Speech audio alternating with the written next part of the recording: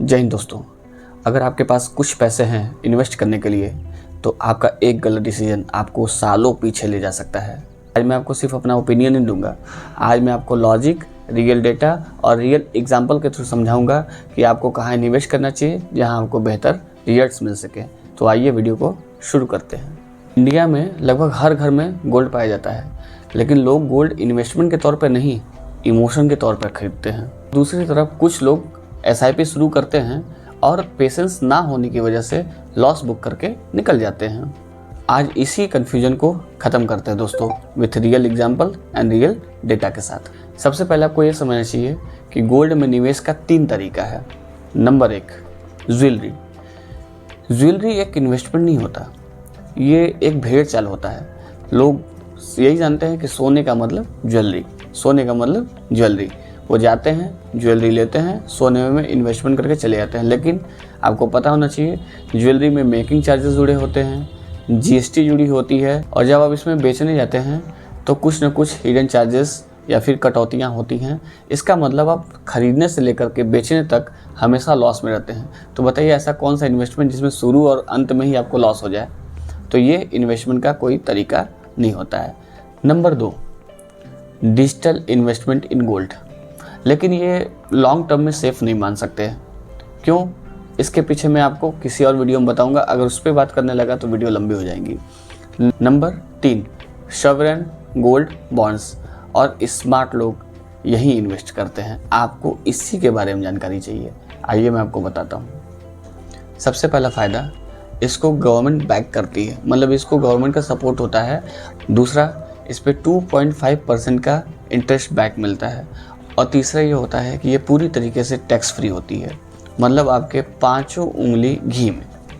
Rich लोग jewellery नहीं, सोने को एसेट्स के तौर पे खरीदते हैं, और आपको भी यही करना चाहिए। और अब बात करते हैं SIP की।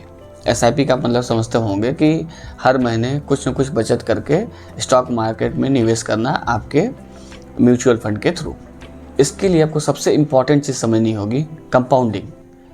आखिर SIP में कंपाउंडिंग काम कैसे करता है? अगर आप हर महीने 5,000 रुपये इन्वेस्ट करिए तो 10 सालों में आप लगभग 6 लाख रुपए निवेश करेंगे। लेकिन इन्हीं 10 सालों में आपके 6 लाख बढ़ करके 10 से 12 लाख हो सकते हैं। यही कंपाउंडिंग का असली जादू है। लेकिन प्रॉब्लम यह है कि लोग 6 महीने और साल भर में इसको चेक करते रहते हैं और रिजल्ट की एक्सपेक्टेशन में रहते हैं कि हमारा पैसा इतना जल्दी ग्रो क्यों नहीं रहा है, बढ़ क्यों नहीं रहा है। पेशेंस, कंपाउंडिंग टाइम लेती है, तब आपको रिजल्ट दिखाई देता है। तो अगर आपको पैसे को सेफ रख करके धीरे धीरे बढ़ाना है तो मेरे राय में आपको गोल्ड की तरफ जाना चाहिए।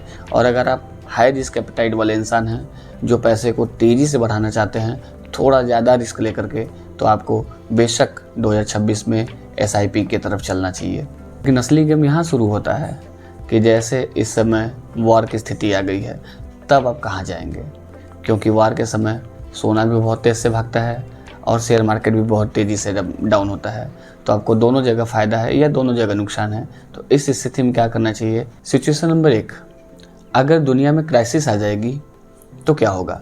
गोल्ड के दाम बहुत तेज़ी से बढ़ेंगे और SIP धीरे धीरे म्यूचुअल फंड के थ्रू नीचे आती रहेगी।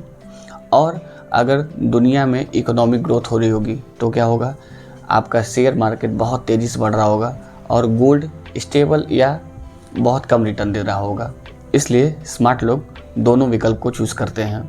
कुछ पैसा अपना गोल्ड में और कुछ पैसा अपना इक्विटी मार्केट में लगाते हैं, जिससे दोनों स्थिति में उनका पोर्टफोलियो लाल या फिर लॉस में जाने से बच सके।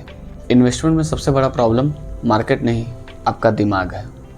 जब मार्केट गिरता है तो लोग SIP छोड़ के बाहर आ जाते हैं, और जब गोल्ड बढ़ता है तो लोग उस गोल्ड में निवेश करने के लिए ओवर इन्वेस्ट कर देते हैं। और लॉजिकल इन्वेस्टर हमेशा प्रॉफिट बनाता है। अब फाइनल स्ट्रेटेजी सुन लीजिए। अगर आप बिगिनर हैं तो 80% SIP करिए एंड 20% गोल्ड रखिए। और अगर आप सेफ प्लेयर हैं तो आप 60% SIP रखिए एंड 40% गोल्ड रखिए। और आप एग्रेसिव इन्वेस्टर हैं तो 90% SIP रखिए एंड 10% गोल्ड रखिए अपने पोर्टफोलियो में। बैलेंस ही आपको रिच बनाता है, ना कि आपका एक्सट्रीम डिसीजन। देखिए, सोना आपके पैसे को सेफली धीरे धीरे बढ़ाता है और एसआईपी आपके पैसे को ग्रोथ देता है। तो अगर आपको अपने पैसे को बचाना है तो आप सोने की तरफ निवेश कर सकते हैं, और आपको अपने पैसे को बढ़ाना है तो आप बेशक एसआईपी के थ्रू अपने पैसे को निवेश कर सकते हैं।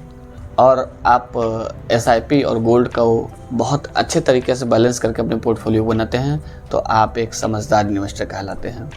तो दोस्तों, आप ज़रूर बताइएगा कि 2026 में आप अगर अपने पैसे को निवेश करना चाहते हैं तो आप गोल्ड चुनेंगे या एसआईपी चुनेंगे या स्मार्ट इन्वेस्टर होकर के अपने पोर्टफोलियो में दोनों को एक बैलेंस के तौर पे रखेंगे।